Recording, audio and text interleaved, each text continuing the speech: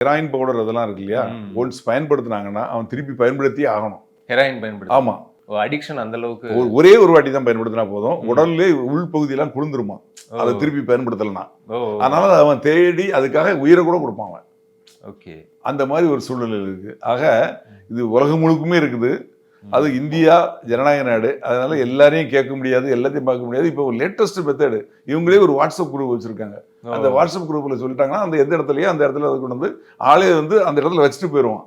அதுக்கு பக்கத்துல எங்க காசு இருக்குன்னு நீங்க சொன்னீங்கன்னா அவன் காசு எடுத்துட்டு அதை எந்த இடத்துல வைக்கணுமோ அந்த இடத்துல வச்சுட்டு போயிடுவான். அதனால காவல்துறை வந்து எய்ம் பண்ணி கரெக்ட் பண்ணி பிடிக்கிறது அப்படிங்கிறது வந்து ரொம்ப கஷ்டம். தமிழ்நாடு காவல்துறையை பொறுத்த வரைக்கும் முன்னாடி இதுக்குன்னே தனியா NIB, நார்கோட்டிக் இன்டெலிஜென்ஸ் பியூரோன்னு ஒரு SP தலைமையில தான் இருந்தது. அதுக்கு ஒவ்வொரு டிஸ்ட்ரிக்ட்லயும் கிட்டத்தட்ட 30 டிஸ்ட்ரிக்ட்ல ஒரு இன்ஸ்பெக்டர் 4 போலீஸ் அப்படிதான் இருந்தாங்க. அவங்களால கட்டுப்படுத்த முடியல. அப்போ மதுவிலக்கு அமல் பிரிவுன்னு ஒரு ADGP தலைமையில ஒரு டீம் இருக்காங்க. அவங்க ஒவ்வொரு டிஸ்ட்ரிக்ட்லயும் 3 டீம் இருப்பாங்க. அந்த ரெண்டையும் மெர்ஜ் பண்ணிட்டாங்க.